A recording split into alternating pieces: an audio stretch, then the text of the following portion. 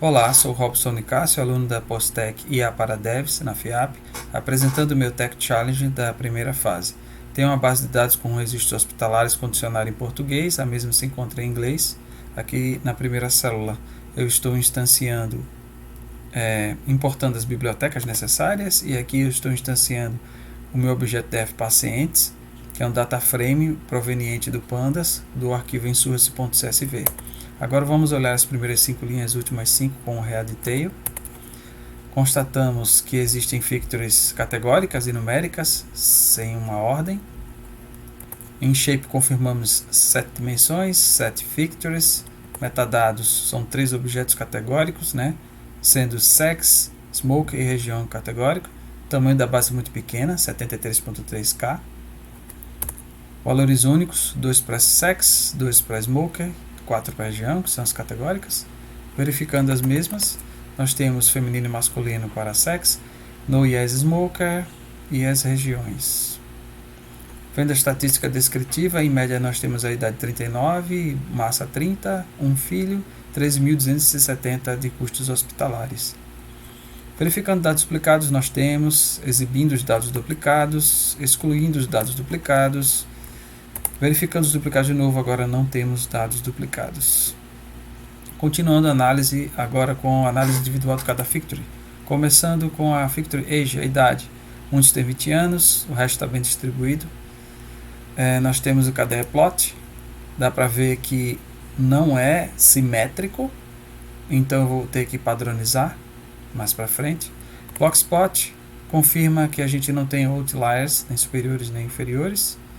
Vamos para a próxima factory sexy, com code plot, onde a gente vê uma boa representação de feminino e masculino. Agora, próxima factory BMI, com histograma.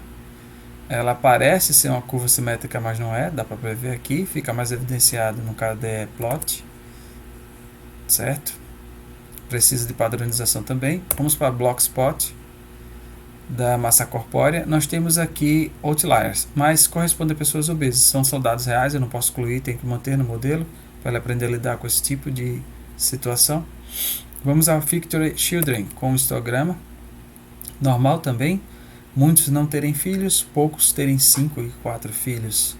Vamos para o KDE plot, totalmente assimétrico, vamos ter que padronizar.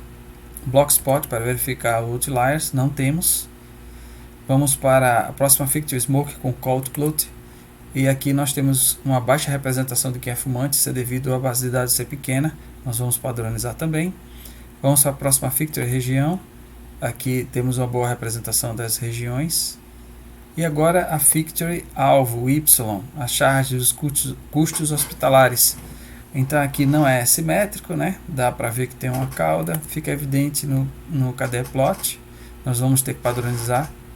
A normalização que eu vou fazer com esse registro, eu vou utilizar uma função do NumPy logarítmica boa para lidar com zeros, então eu vou fazer ela um pouco separada.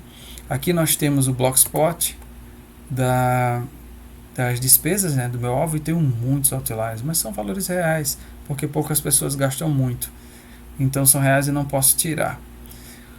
Para poder fazer a matriz de correlação,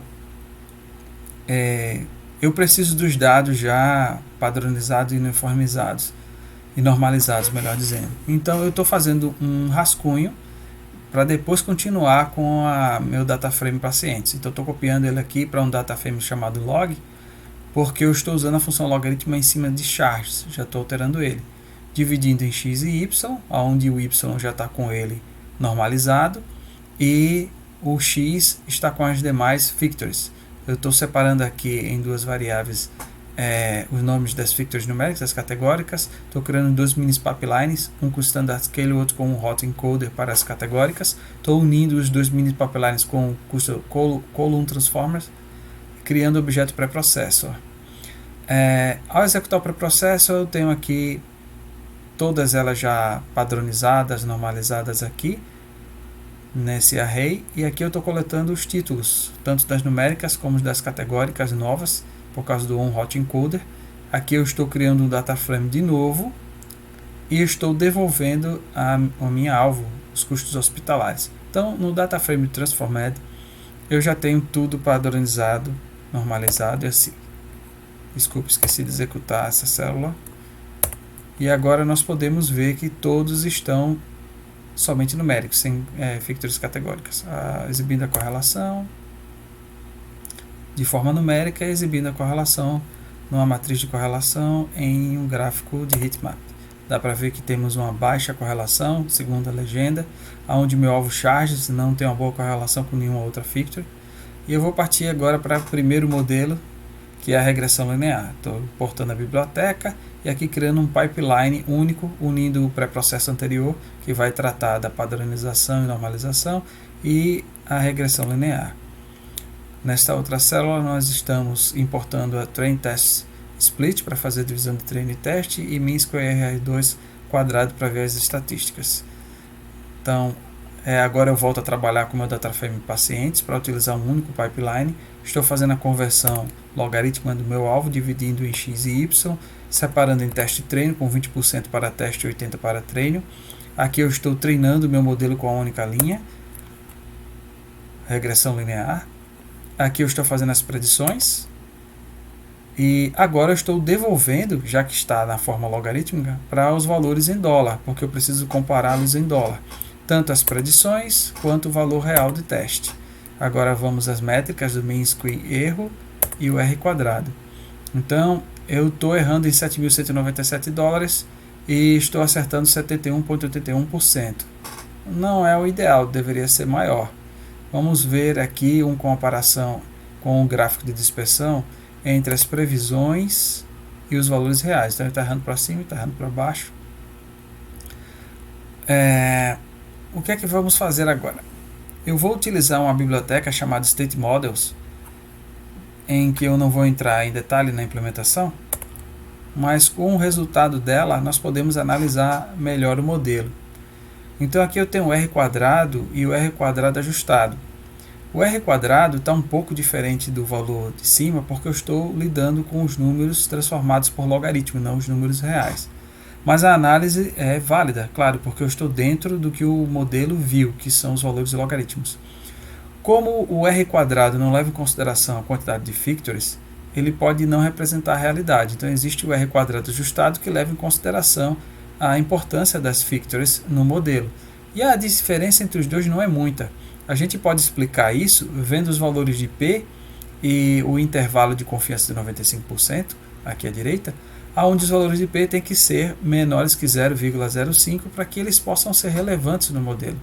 E quase todos são 0,0, com exceção da Victory Region Northwest, onde nós temos 0,2, mostrando que ela não é muito significativa. E no intervalo de confiança de 95%, que não deve ter zero no intervalo, ela varia aqui de 0,122 a 0,035. Então ela não é muito significativa, mas todas as outras para o modelo são. Então o modelo ele está bem feito, mas devido à baixa correlação a gente não tem resultados maiores. Vamos para a regressão linear. Aqui eu estou importando regressão linear não, a outra regressão, a Random Forest Regressor com floresta. Então aqui eu estou usando a mesma estrutura anterior do pipeline, só estou mudando de regressão linear para Random Forest Regressor e executando as mesmas sequências: treinamento, predição, conversão do logaritmo, e eu posso ver que o erro aqui no mean square erro é menor e o acerto é maior, 89%. Se eu for fazer a verificação de importância, as três factors mais importantes, Smoke, Age e BMI, no gráfico a gente já tem aqui um acerto melhor, e nessa tabela dá para ficar claro que o Random Forest Regressor é o melhor modelo, tanto no RMSE como no R2 Core. Obrigado pela atenção.